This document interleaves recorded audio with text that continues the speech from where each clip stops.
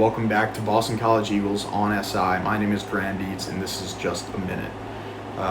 Where it currently stands, the biggest question coming out of BC football camp is the quarterback competition that is taking place between Dylan Lonergan and Grayson James.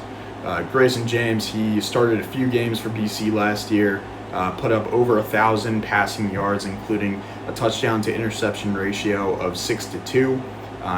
Was dependable. He was a great replacement for Thomas Castellanos, who left the program mid-season. He's now at Florida State and will be the Seminoles' starting quarterback for the season.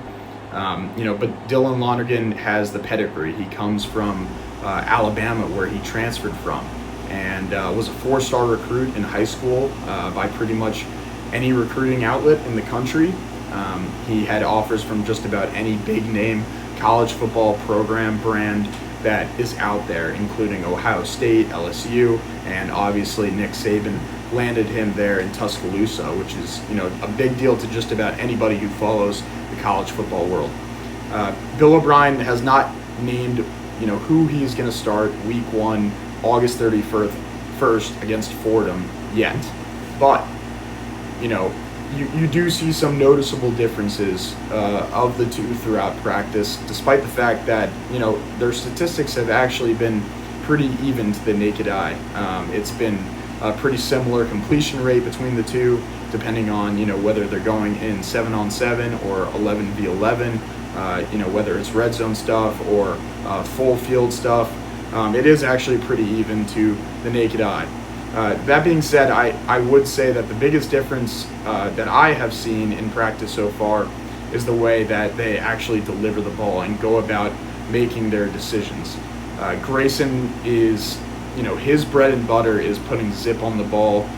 He has unbelievable arm talent, and I think just about anybody in, the BC football room would say that.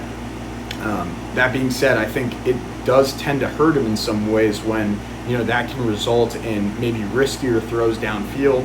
He tends to put so much zip on the ball and power that oftentimes with as strong of a secondary that BC has, the ball gets tipped and results in a turnover, an interception, or sometimes the receiver just doesn't have enough time to turn his head when he's making a cut or a comeback and receive it.